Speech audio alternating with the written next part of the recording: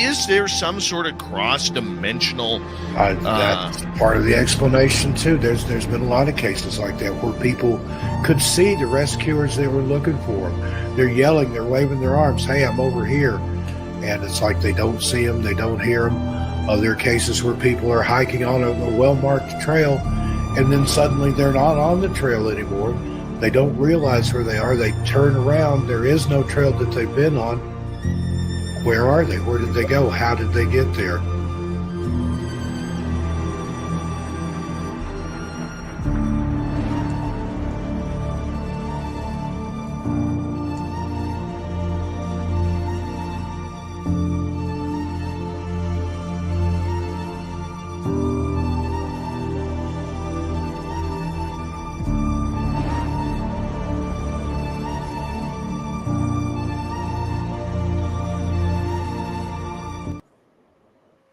Ladies and gentlemen, welcome to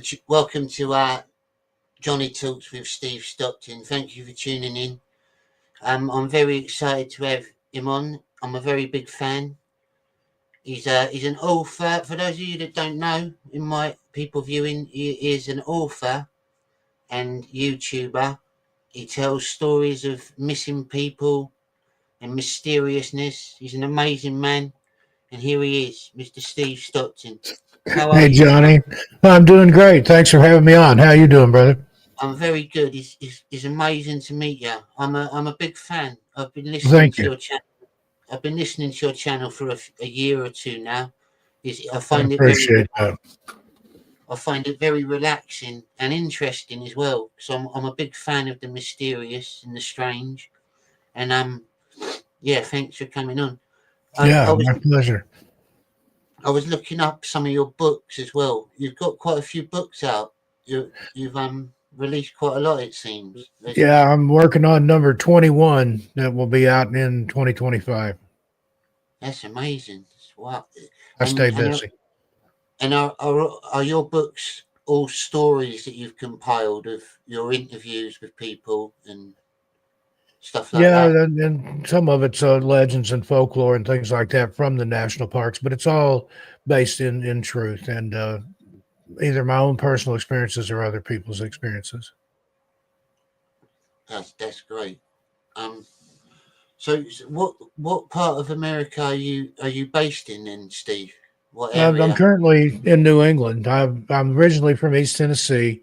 Lived in Florida. Let's see, I have to count here. Las Vegas for a while, then to move to Washington State, then to Portland, Oregon, and then to the high desert, New Mexico, and then got married in 2023 and moved up here to Massachusetts. My wife wanted to be close to her grandmother, and we've been married a little over a year. And just welcomed our first child. He was born September 5th, so he just turned 3 months old. Congratulations. Thank you. And so you've been around a lot then. You've traveled around America quite a bit. You're not just, you're very experienced. Yeah, I've traveled America, both coasts, back and forth several times. And I've also traveled extensively in other parts of the world. Hitchhiked and backpacked through Europe back in the 80s. So I like to get around. Brilliant. And have you, when you were growing up, and like what sparked your interest into the strange and the mysterious? Did you ever have any experiences? Or? Oh, yeah. I've got a whole book full of them. I don't have a copy here where I can put my hands on it, but it's called My Strange World. And that's just volume 1 of my own personal experiences going back to childhood. One of the biggest influences as far as the strange things was my maternal grandmother, my mom's mother. She was a self-proclaimed gypsy witch. Now, I don't know where she gets the gypsy part at because she was born in the Cades Cove area, the Great Smoky Mountains in Tennessee. But I think maybe somewhere back in the lineage, there's an Eastern European contingent in there. But she was a fortune teller, read cards, not tarot cards. She she had just regular playing cards that she had her own markings on, kind of like a Lenormand deck. She read tea leaves, coffee grounds, animal entrails, knew every superstition, every ghost story, everything in those Appalachian Mountains there where she lived, and used to scare the daylights out of me when I was a kid. But she passed away when I was a teenager. I wish I'd had that many more years with her. Yeah, which sounds like a very wise woman. I've Yeah. my partner's very much like that. That my girlfriend, she's into the spiritual and No. ritualistic things, healing, like alternate healing and things like that. Yeah. Yeah. She knew every kind of herb and thing to do, talisman, charms, things like that. She was in her own confession a good witch. She didn't do anything bad because she was afraid that would come back on her. And some people would call me crazy, but I'm a strong believer in magic and the power of suggestion and people getting together that can cause sort of things to occur. Yeah, there's magic is all around us. It's in everything. And I guess you're also a believer in alternate dimensions as well. Yeah, absolutely. I believe there's another reality out there, probably right alongside of ours, either another dimension or something. There's just too many strange things that can't be explained away by science. And I was brought up right in the middle of that. Said my mom and her family were from the mountains and very superstitious. My dad was from the Cumberland Plateau area of Middle Tennessee, also mountain people, farmers, but he got out, went to the University of Tennessee, and later on became a scientist at Oak Ridge National Laboratory. And so right there, that's me in the middle, the superstition and science, and I sprang forth bewildered and got the best and the worst of both. But even he would talk about how under extremely controlled laboratory conditions, sometimes things would happen that they couldn't explain, anomalous things, anomalous results, irreproducible results. And he would say that, talking about the supernatural, that there's just some things that science didn't have an answer for. And he said, that's, science is man's yardstick that we're trying to measure the supernatural with, and it doesn't work sometimes. Yeah, exactly. Yeah, it's there's stuff beyond human comprehension, definitely. Yeah. There's just too much that's unexplained. You're very ignorant if you just dismiss it all, I think. But almost like being an atheist. Atheists kind of they're too quick to dismiss the unexplained, I don't think. Now I'm not really a religious man, I'm probably more of an agnostic, I'd guess. I'm willing to believe in something, and I do believe that there is some kind of force, but I'm not sure. I'm not really. I haven't got a specific faith. Definitely. I'm kind of the same way. I'm not religious at all, but I'm a very spiritual person. Yeah, definitely. And have you? I know that you interview a few people as well, don't you, about their experiences? I watched a podcast with you on an interesting one where you were talking about interviewing a woman in I can't remember where it was now. It's the Appalachian Trail, I think. Yeah, I've interviewed people from all over that's had all kinds of different experiences and things. And also, I have a weekly radio show on the Clyde Lewis Ground Zero radio network here in America. And this week it's episode number 60. And I've interviewed a lot of people on there about things they've encountered and experienced that are beyond the norm.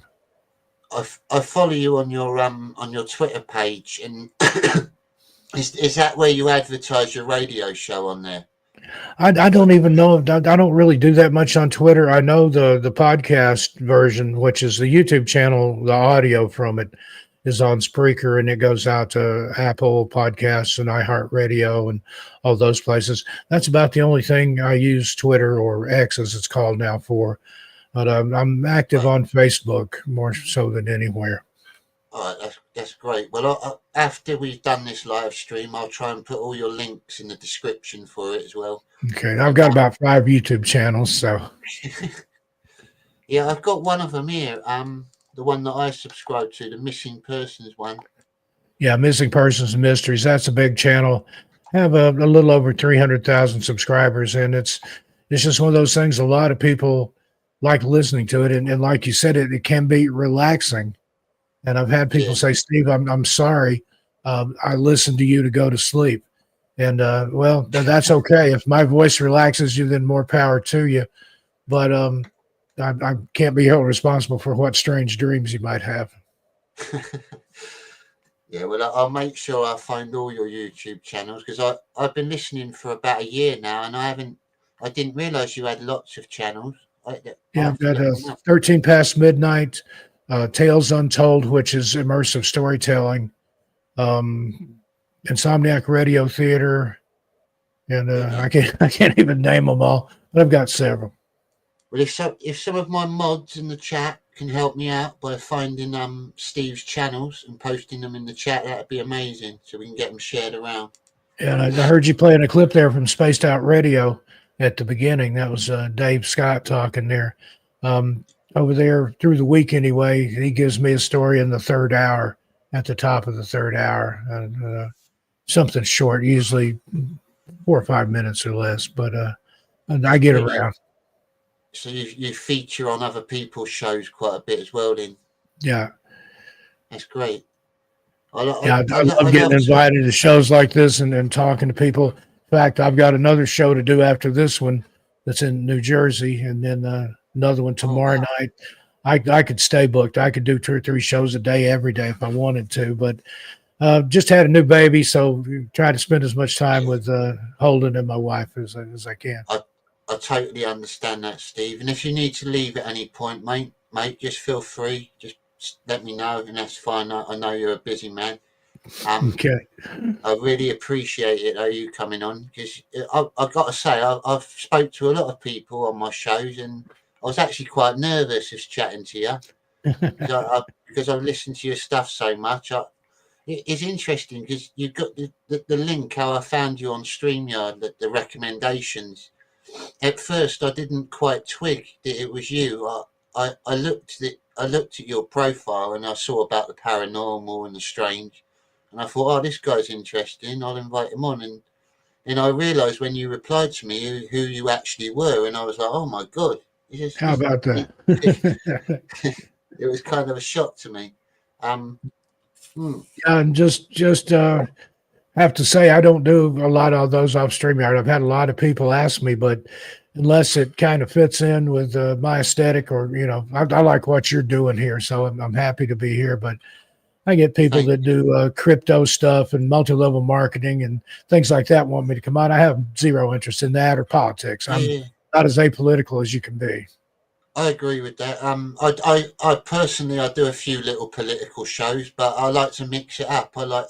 I'm into conspiracy theory. I'm into Yeah, like there you go. art. A lot of my followers are comic book fans. I've got a lot of comic book fans that follow me as well, and they're very interested in your sort of stuff, Yeah. paranormal things like that. Maybe I'll have to do that at some point. I know some comic artists. Maybe I'll do like a graphic novel of Like some of I my know some. stories. I hadn't thought about that. If you ever want some recommendations, I know some brilliant comic book artists, some very high level ones. People like John Okay. Malin, Ethan Van Sciver, people like that.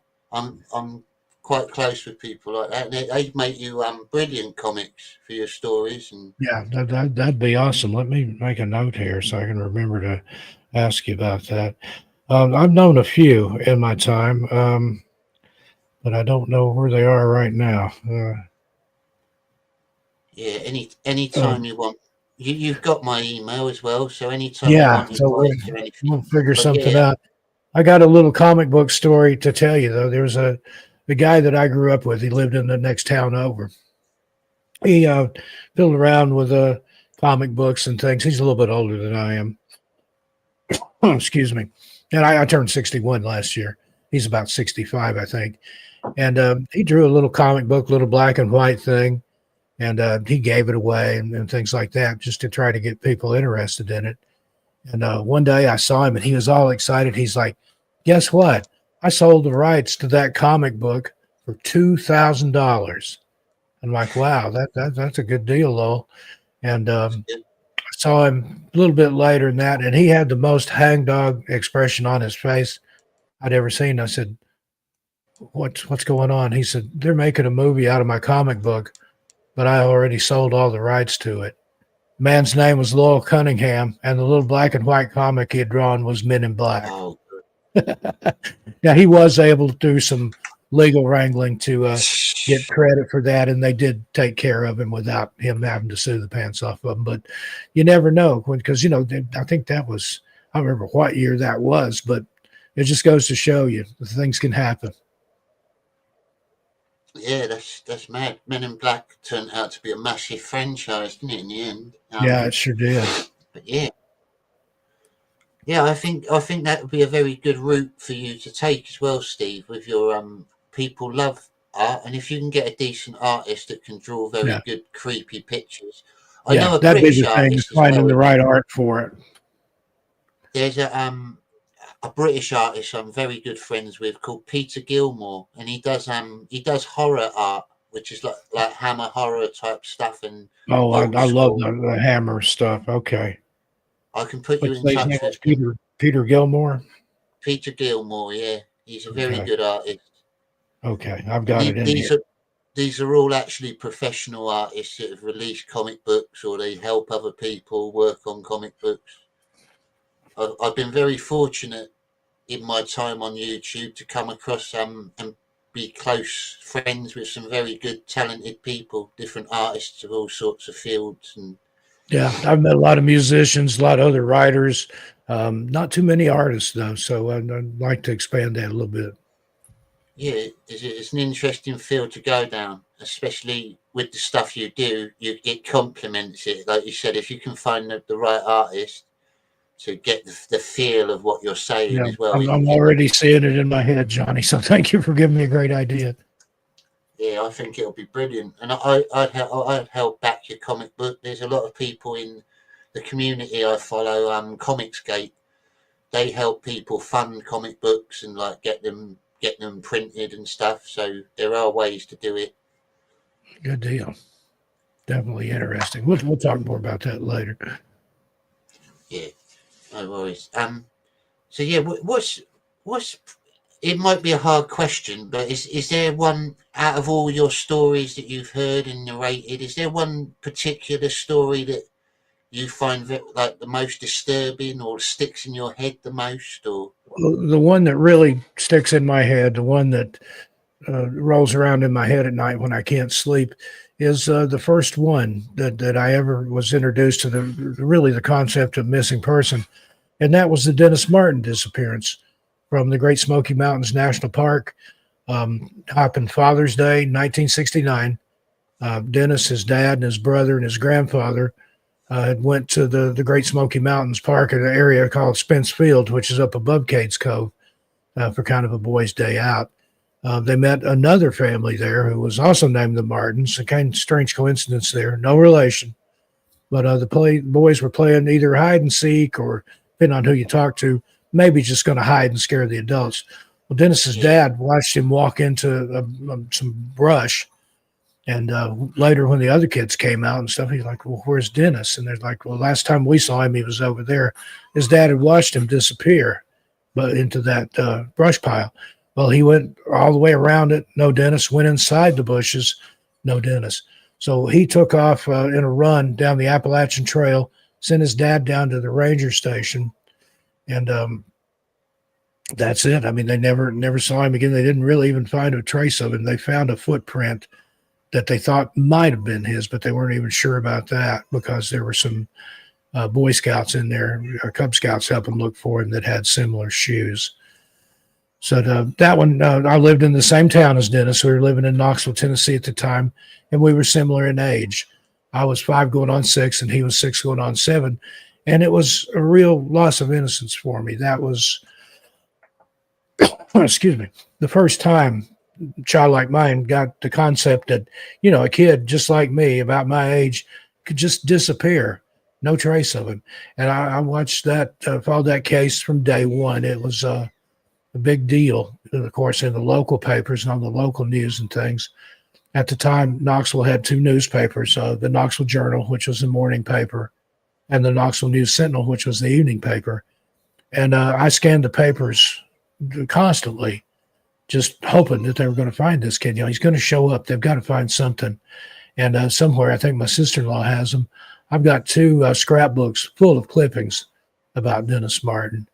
And in my little childlike mind, we only lived about an hour from there in the Great Smoky Mountains where he disappeared, but that was an hour by car. But I didn't think about that. I thought, well, it's only an hour away. Maybe he wandered down here. We lived out in the country on a 26-acre mini farm. I got my little Schwinn Stingray and got out on the back road there and looked in the bushes and the weeds for him. I thought, well, maybe he scared and he's hiding down here somewhere. Left him some snacks and things. Of course, 5 years old, you don't really think of that. But it's sweet though. And then much later in life, I met his dad. The school that I went to, we were on a field trip, and we visited a business, and his dad worked there. And I noticed Dennis's picture sitting on this desk. And then when we went back by, there was his dad sitting there. I, said hi to him and shook hands and stuff, but I didn't say anything about Dennis. But years ago, I think it was the 40th anniversary of Dennis's disappearance. One of the local channels, I think it's WATE TV in Knoxville, interviewed him. And he said, I always think that one day there's going to be a knock at the door. And he didn't like the press. And he said, I'll go to the door. There'll be a nice-looking young man there dressed well. And he's thinking, it's another reporter. I'm going to go shoo him off. He opens the door. Yes, what is it? And this nice-looking young man will say, Dad, it's me. It's Dennis. I've come home. Oh, you talk about yanking your heartstrings. But sadly, that never happened. He passed away. That's been a few years ago now on Halloween, which is my birthday. And with no closure. And I think that's the saddest thing. It's bad enough when a parent has to bury a child, but when you don't have any closure, you can't even begin grieving. I mean, if they pass away, you can bury them. You've got a grave that you can visit, or you've got an urn on the mantelpiece that you can pay your respects to. But not knowing what happened, that's got to be the worst. Are they still alive? Does somebody have him? There's another channel here on YouTube called South Force 10 that talks about feral cannibal hillbilly type creatures that are half men, half Bigfoot that live in the Smokies. Now, I've heard stories about that. He claims that they got Dennis. Again, that's his story. Kind of like either way, but that's kind of like that movie, isn't it? Wrong Turn. That exactly kind of goes along that kind of And there are places like that. I mean, there are reports of feral people living in the state and national parks and just deep in the woods, especially in the deep south, Appalachia, Kentucky, southeastern Kentucky in particular, West Virginia. I don't know. I've got some stories about it, but I wouldn't be surprised though, because America's so vast. There's so many almost unexplored parts that people just wouldn't tread on now. Yeah. When you compare it to somewhere like where I live in Britain or England, we're tiny. We're just like the size of California or something like that. These national parks are vast, and that's the thing. If somebody goes missing, if they don't know exactly where they were going, what trail they were on, it's literally like looking for a needle in a haystack. I've had search and rescue personnel tell me that. You look at the vastness of that, and a person this big, and then the wilderness is out here, hundreds of thousands of acres. They could literally be anywhere. Yeah. If something didn't take them. And there's also been I also follow I don't know if you probably have heard of him, Mr. David Politis, the missing. Yeah, I've met David before. Yeah, wow, that's brilliant. But yeah, I follow some of his stuff, and there was also stories of children that had gone missing for a few days and then turned up again, just left somewhere else, miles away, where they couldn't actually. And they've got strange stories to tell. I've covered some cases about children that claimed that bears cuddled them and fed them berries and took care of them. Bears don't do that. Bears don't behave that way. One, I can't remember if it was a boy or a girl, said a big doggy took care of him. I think that it's probably some type of Bigfoot or Sasquatch creature, and the children have no frame of reference for that, so they imagine it as a bear or a dog or something like that. Well, it's totally possible when you think about it, like rationally in scientific terms, like with where we were talking about, like America's got so much land that some of it's partially unexplored and people don't go there often. There's a total possibility that there's some creature has been left that hasn't evolved as quick as a human, maybe some sort of Yeah. ape man or something that's related Yeah. to some I, sort of I bear or believe something. we're just people that are way off grid and have been back in those hills so long that they've, generations out in the woods like that, and they kind of devolved. But I think there may be some hybrids, some creatures that we're not aware of out there too, some kind of cryptid hybrid. I mean, I've covered reports of Dogman, Bigfoot, some of the Native American creatures, Wendigo, Skinwalker. There's all kinds of weird stuff out in the woods. And I've had people come at me and say, you're not telling me that people could live in the woods and not be seen. And my answer to that is you just haven't been far enough back into the woods. Yeah. Case in point, Eric Rudolph, who was the Olympic Park bomber, when he was on the top of the FBI's most wanted list, he had out in Nantahala National Forest, which is smaller than the Smokies by far, for about 5 years. And the only reason they called him, he came out and was getting day old pastries or something out of a dumpster at a convenience store. But this was a man with minimal outdoor training, but he survived for 5 years out there and they couldn't find him. The FBI couldn't find him. So that gives you an idea how vast the forest is. Yeah. And it obviously, I believe that it's all over the world as well. There's all different types of. It's not just centered to America. Even Britain has had some really weird phenomenons. Like we've got our own version of Bigfoot as well that we call the Grey Man, and that's mainly centered in the mountainous regions, like in Scotland and stuff like that. But you've got things obviously like the Beast of Bodmin Moor. I don't know if you've. Yeah, I made a video about that one time. Brilliant. Yeah. You got and things the like big cats, the mystery cats, and different type of cryptids, things that just are seen where they're not supposed to be any types of animals like that, and it's fascinating. And the moors are a strange and eerie and wonderful place. And a lot of it is possible because in the 50s over here we had a big change in the law. Like people were allowed to keep exotic animals, tigers, lions, things like that, panthers, and there was a big change in the law where you had to pay for them and have licenses for them and stuff like that. And then a lot of richer people just released their animals into the wild, and they think that they possibly bred with certain animals and domesticated animals and made different, like a new Could definitely form. happen. And I know of a place in Tennessee where there's feral chickens. I know that sounds ridiculous, but there was a chicken truck on its way to the slaughterhouse, crashed on this windy little road. The chickens got off out in the trees, and this was back probably in the 50s or 60s. And to this day, there's still chickens that are part of those chickens running wild out there in those woods. So, if a chicken could do it, anything can make it out there, I think. Yeah. Yeah, they're quite resilient, aren't they? So you I read up as well that you're very you're quite an outdoorsman. You like to go camping and hiking and stuff like that then?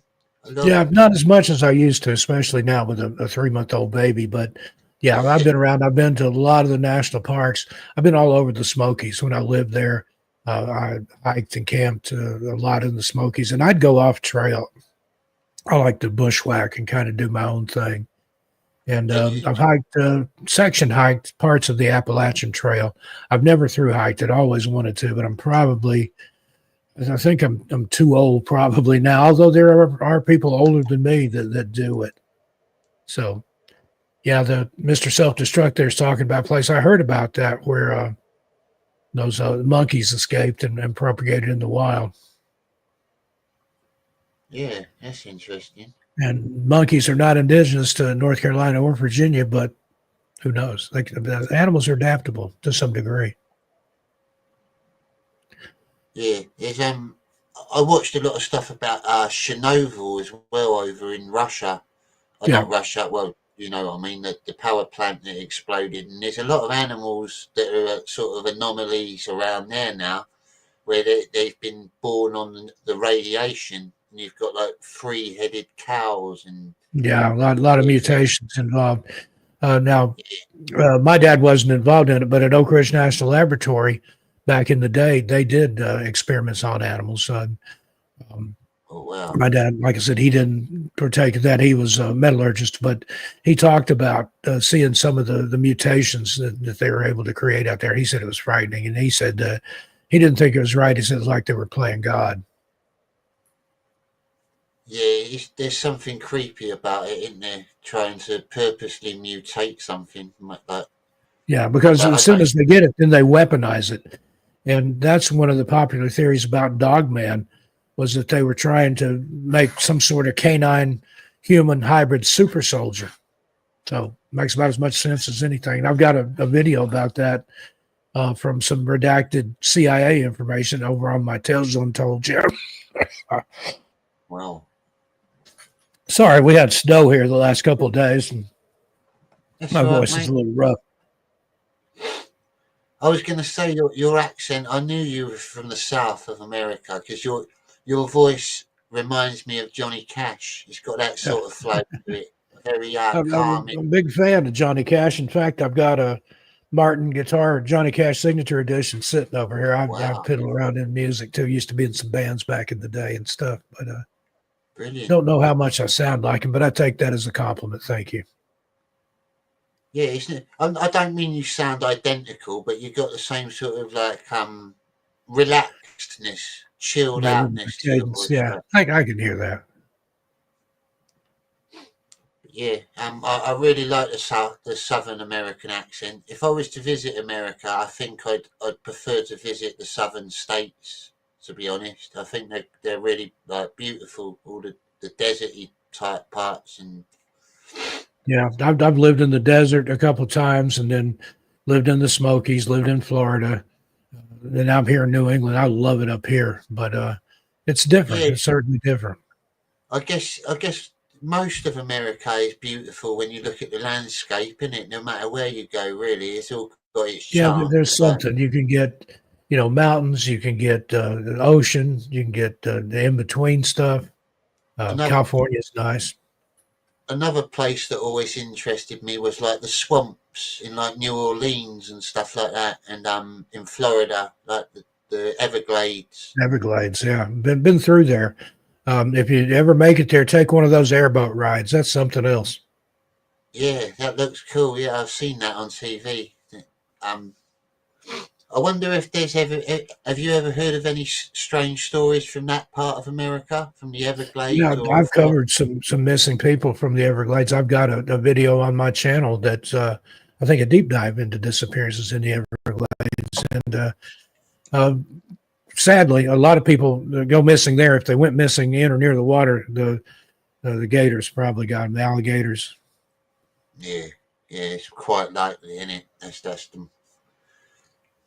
But it's also that would also cover up a lot as well. Like if something strange did happen in the Everglades, I guess it would just get put down to that anyway, wouldn't it? Yeah, People would. and that's it. They've always got a pat answer, like even like the kids that a big bear fed me berries and cuddled me, or a big doggy kept me warm. Then the law enforcement were like, oh well, Yeah, there's nothing to see here. It'll move along. It was a dog. It was a bear. Don't happen. And yeah, Rocky, Death Valley's awesome. When I lived in Las Vegas, I used to go up into Death Valley quite a bit. I close to the California border there anyway in Las Vegas. And Joshua Tree, if I went down the other route, Joshua Tree is a very beautiful place out in the desert. And a lot of strange things happen there too. UFOs, a lot of missing people there. It's all over the place. California, they get up into Northern California, got Mount Shasta. I've made couple different videos about Mount Shasta. It's like a yeah, international landing zone for UFOs. They have Bigfoot or Sasquatch sightings there. A lot of missing people. A lot of strangeness on Mount Shasta. I love that area. And then Humboldt County, California, Northern California. That's a lot of Sasquatch, Bigfoot sightings up there. UFOs. It's just that whole I-10, or I'm sorry, I think it's 110 corridor all the way. I spoke at a UFO conference in San Francisco. It's been a few years ago now. And I was living in Portland, Oregon at the time, drove down, went by Crater Lake and stayed at Mount Shasta and stuff. And then on the way back up, I came up that 101. That's the highway I was trying to think of. All kinds of strange stuff. And you get there and you look at those woods, they're so thick. And I could see easily how somebody could get lost in there. It looks the same, once you get in deep enough in the woods. And just as humans, when we're lost, we tend to go in circles. That's why they tell you to stay put or pick something in your line of sight, walk straight to that, look your way back and forward. But the best thing to do is stay put. Yeah, definitely. I suppose that, because you can't judge how straight you're going, can you? If you're walking through the wilderness, it's so easy just to drift off. Even in a small place like over here, I go camping a lot, and we've got forests here, but they're obviously nowhere near as big as places in America, but they're still easy to get lost in, and they're only quite small forests, really. Yeah, it doesn't take that much area at all to get lost in. Once you get turned around and lose your bearings, you get lost in a very small place. Yeah, definitely. And do you plan on are you working on any other books at the moment or in the future? Like I said, I'm working on number 21, which will be out in 2025, and it's Dark Tales from every state. I have at least 3 dark stories from each of the United States. I'm working on that now. And if you so far, I'm about 100,000 words into it, so I may have to do it and release it in 2 or 3 volumes. And do you sell it through your own website or anything, or do you have a I have an Etsy store where I sell signed copies of my books, but otherwise they're on Amazon. I usually have one laying here that I can get my hands on, but I've done something with them. Oh, here's one of them. This is my most popular one, Strange Things in the Woods. Oh, I don't know if you can see that or not. There you go. Yeah. A collection of terrifying stories. Now, these are stories that were told to me by other people, but there's some fascinating stuff in here. And like I said, that one, it's on Amazon. Been in number 1 in several different categories. That one just keeps on keeping on. I originally self-published it. Thought it had done all it was going to do. I sold about 50 or 60,000 copies. And then a publisher approached me and wanted to repackage it. And I thought, yeah, go ahead. Good luck. And then it took off again, and it just keeps taking off. It's into the hundreds of thousands of copies now, but people like it. They're short, they're easy to read. And these are stories that I gathered from friends and family, that sort of thing over the course of a lifetime. And that's just volume 1 of that one. It's a very good field to write about, because people will always be interested in that sort of thing. You're never going to lose interest. It's I think it fascinates every human, even if they don't admit it. Like the unforeseen, like the unpredictable sort of unseen forces. And I always say that a skeptic is just somebody that hasn't had the right experience yet. But there's all kinds of weird stuff out there. And a lot of people say, well, I've never seen anything strange, but there was this one time. And then there you go. Well, there's your experience. And just about everybody, some people won't admit it, but everybody's had at least one strange experience, I think. Some people like me, a lot of them. Yeah, definitely. Even put me personally, I think I'm not totally certain, but I think I've seen ghosts in the past. Like when I was a kid, I remember a few strange experiences that I can't quite place, if you get what I mean. Like I remember parts of, but I can't. And I think that as children, we're more susceptible to things like that because it hasn't been shamed or educated out of us. And I started having experiences when I was easily in the single digits. I saw my first full body apparition when I was about 5 years old. So, but it didn't scare me. It was just like, what was that? That sort of started me on that. And my grandmother started me on this lifelong quest of looking into this. And the more I've studied and looked into it, and I've investigated places, I've been boots on the ground, but I've got more questions than I started with. But I think that's just the nature of it. I mean, if we had all the answers, the journey wouldn't have been anywhere near as much fun. And some things you probably never know, but it's still good to look. I was on a radio show in Ithaca, New York. Soraya Ascath has a show called Where'd the Road Go? And he likened the paranormal to a big jigsaw puzzle. And he said, it's like this big puzzle, but we don't have the box lid to know even what the picture we're trying to put together is supposed to look like. And then the deeper we get into it, we find out that some cosmic joker has mixed maybe a half dozen puzzles together. So there's going to be certain pieces you come across that don't fit anywhere in the picture you're working on. I think that's one of the best analogies I've ever heard of the paranormal. Yeah, that is brilliant. Yeah, that makes a lot of sense.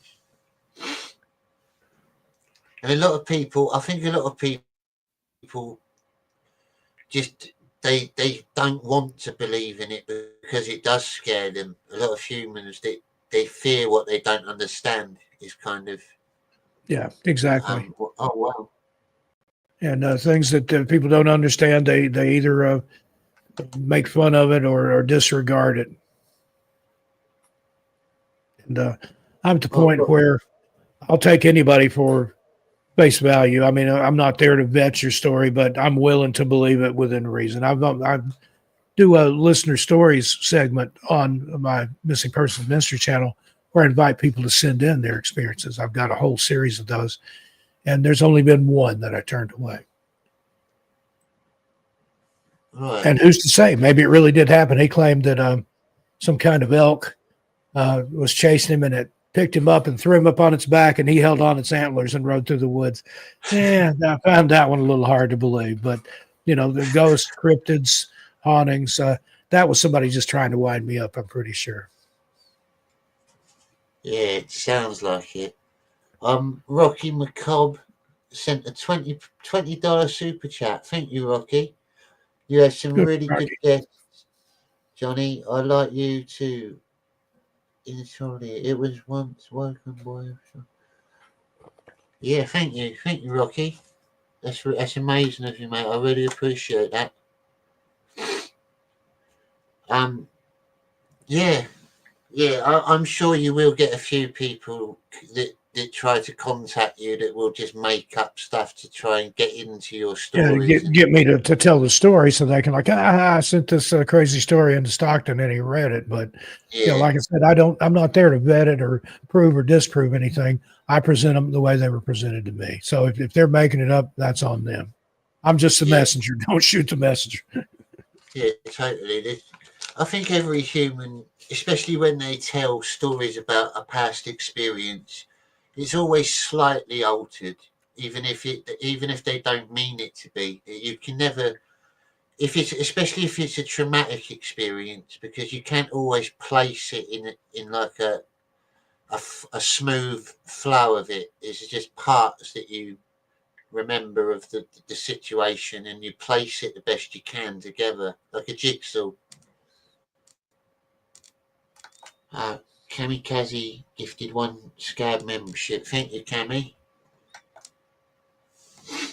Yeah, if that makes any sense to you. Yeah, it does. I'm surprised you understand my accent as well. A lot of people have trouble understanding my accent. You've done really well, Steve. I can do it pretty well. I've got a friend in Scotland. He's a little hard to understand. But I'm on a music show pretty much 3 nights a week with my friend Lee Guilfoyle. Has First Floor Audio. He's a singer, songwriter, very talented musician. He's in Southampton. So his accent's different from yours, but still very similar. So I'm kind of used to it. Yeah, the British accent in general, you mean. And what you mentioned that you were in a few bands when you were younger. What sort of music did you play? Exactly, like what genre? Punk rock was when I first started out. This was in the 80s, and I was a bass player. That wasn't really what I wanted to play, but bass to me was easy because I just had to be loud and fast, and I could still have a good time and not have to, study the neck of the guitar, or it wasn't coordinated enough to really play the drums and do it well, and don't have the voice for singing. So I enjoyed punk, and then later on like metal and things like that. Brilliant. Yeah, I'm actually in a punk band myself, to be honest. That was one of the reasons I started my YouTube channel, to help promote Yeah. my music, and then I kind of fell into like chatting to different people. Now I just have I do this sort of thing. I like to meet people, and I like to learn about them and Yeah. help promote them as well. And I got Because into it, in the 70s with the Ramones and the Sex Pistols and things like that, and then followed the natural progression into the post-punk and the new romantics and new wave and everything. It just one thing led to another. Susie and the Banshees, Black Flag, nice. Dead Brilliant. Kennedys. And I saw a lot of these bands back in the day. One of the best shows I ever saw was The Cure in Atlanta, Georgia. They had there's a theater down there called the Fox Theater, just this beautiful old Art Deco theater from the 20s. And that's one of my favorite places on earth to see any band, but to see The Cure there was just magical. You got really good music taste by the sound of it, Steve. Me and you are very similar. All over the place. I like a little bit of everything. I don't listen to a lot of country or a lot of hardcore rap, but I can appreciate it. I liked like the original hip hop and things like that. I was a big fan of the Beastie Boys, and I like the early country stuff like Johnny Cash, Buck Owens, Hank Williams Sr. Some of that early hillbilly country stuff I enjoyed because that's what my parents listened to. Yeah, I agree. I like that as well. And I'm very eclectic. I listen to a bit of reggae now and again, rock, punk, sort of like you said, sort of 80s, electro, all sorts, really. It just depends on my mood. I'm one of those people. Some of the reggae, and I enjoyed the ska and the two-tone and some of the dance hall and things back in the day with Madness and the Specials and Selector and some of those. Love the whole Rude Boy thing. And you've been to Europe as well. Have you been to England at all? Yeah. That was the early 80s, between 81 and 82, or during 81 and 82. I graduated high school in 81, and I took a gap year before I started college. And I backpacked and hitchhiked through England and we're into France and a couple of different places. But I did more walking than I did hitchhiking. I had real long hair and shaved on one side at the time. Not a lot of people would pick me up. But I had a good time. Enjoyed it. I don't remember a lot about it because it was just like a whirlwind of different places. I had a Eurail pass and slept on the train a lot. I don't know if you can do that nowadays. But I just, whenever I woke up, I'd get off the train wherever I was at and see what there was to see and then walk to the next place. That's good. That sounds like a good adventure. Yeah. I wore a much younger man's clothes. I wouldn't advise doing it nowadays, even if I was younger. It was dangerous then, but it's even more dangerous now, I think. Yeah, the world's definitely devolved in that way. Like everywhere's a lot more dangerous now. In society in general, I think in every country as well. Yeah, people have got the newer generations have been sort of raised with less morals and a little bit less respect, and it is slowly sinking into our society.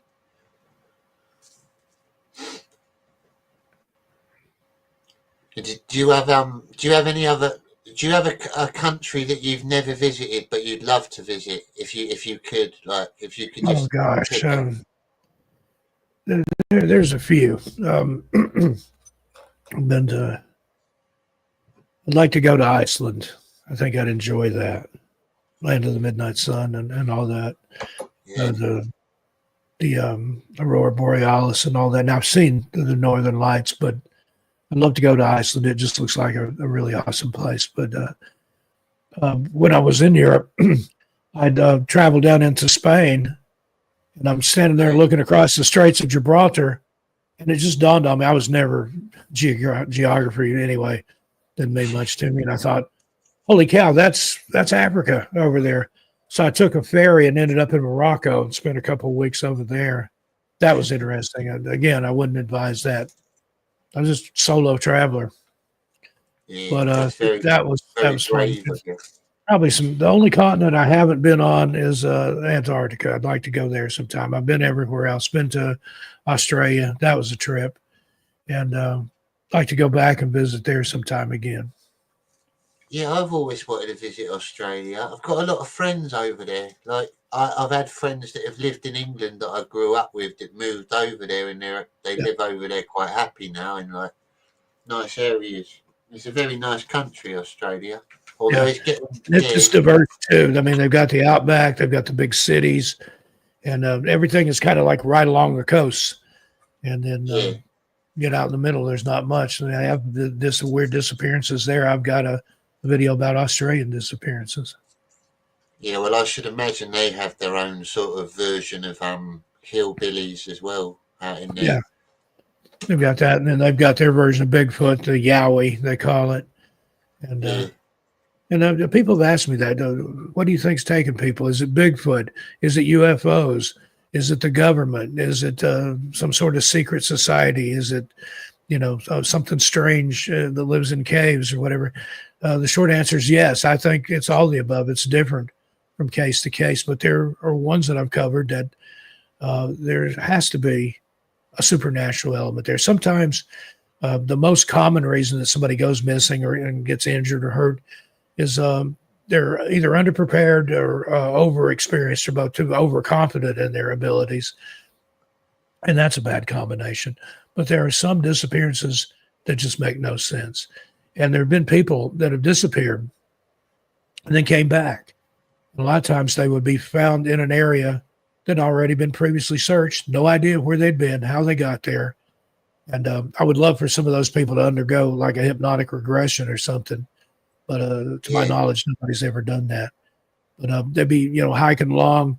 And that was in the clip that you played there. They're on the trail. Suddenly they realize they're not on the trail. They look around. They can't see where the trail was. They have no idea where they're at. And there are people that could see the rescuers. They're yelling and waving their arms and stuff, but it was like the rescuers couldn't see them. And it's like they've stepped into an alternate dimension. The veil. I heard one lady that had disappeared and came back. She described it as like paintings on silk. And if you put them close together, you can see both. And she said sometimes realities like that, one reality and another reality, they brush up against each other and fragments, people get stuck on one side or the other. When it parts back, you're somewhere else. I kind of like that analogy.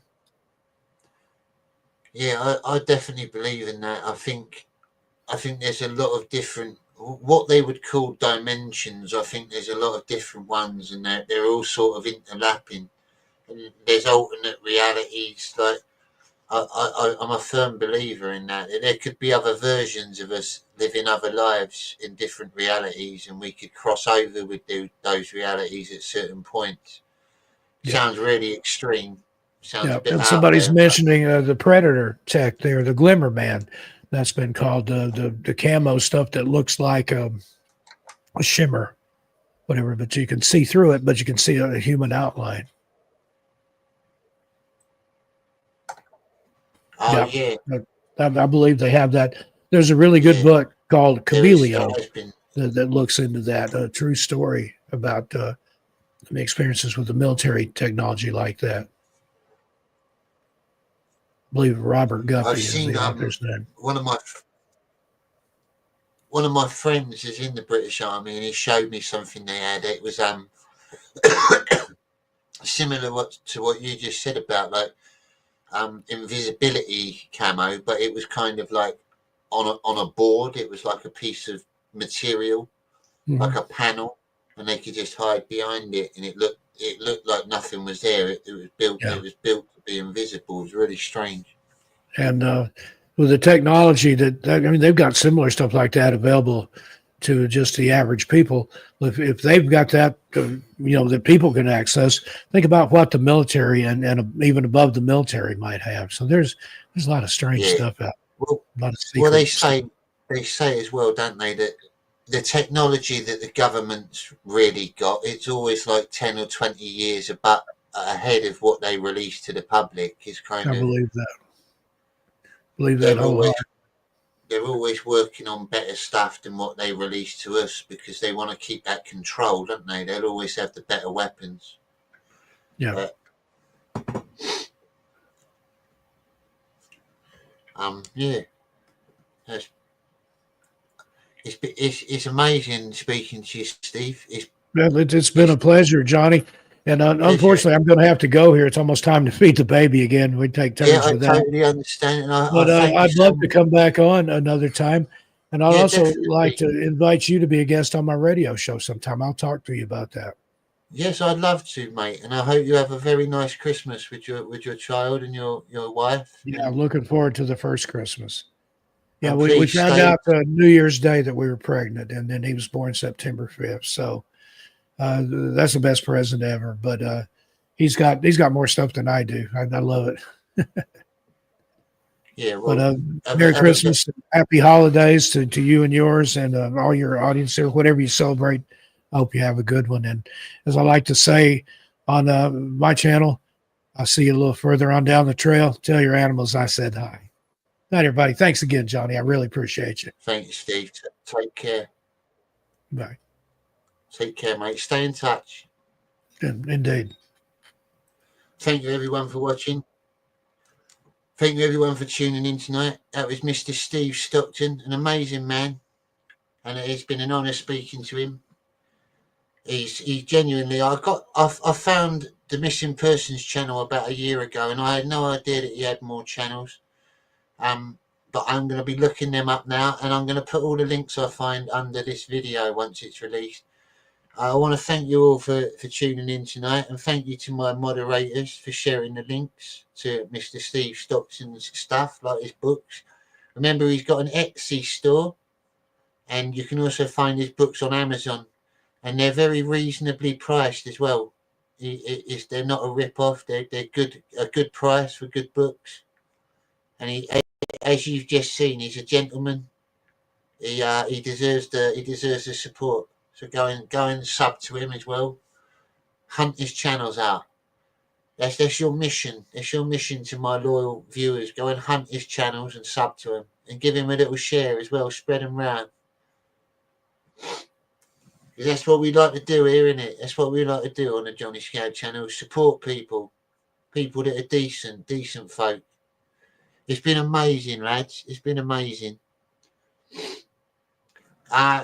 Next week we'll probably be doing a normal Scabcast. This has been an amazing show, and I've learned a lot as well. It's very interesting talking to Steve. There's more as well. Like it's always when you're talking to someone like that, that's really interesting. Your mind's going so fast to things to ask him. You always forget to ask him like stuff. So yeah, I'd like to get Steve back on in the future, and I'd like to go on his show and talk a bit more, because it's very much up my alley, my sort of thing. Thank you to the people that have sent super chats and memberships tonight. Rocky McCobb and Kamikaze for buying a membership. And Rocky McCobb said that you have some really good guests, Johnny. I'd like you to me. I was once show it.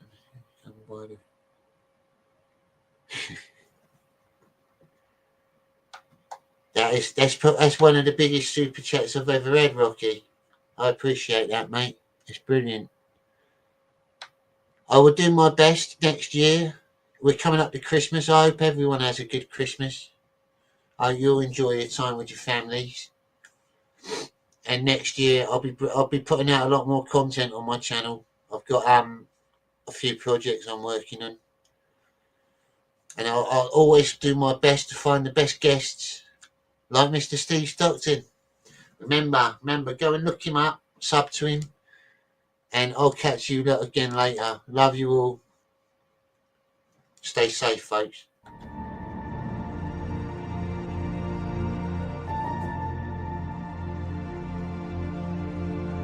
is there some sort of cross-dimensional? That's part of the explanation too. There's been a lot of cases like that where people could see the rescuers they were looking for. They're yelling, they're waving their arms, "Hey, I'm over here," and it's like they don't see them, they don't hear them. There are cases where people are hiking on a well-marked trail, and then suddenly they're not on the trail anymore. They don't realize where they are. They turn around. There is no trail that they've been on. Where are they? Where did they go? How did they get there?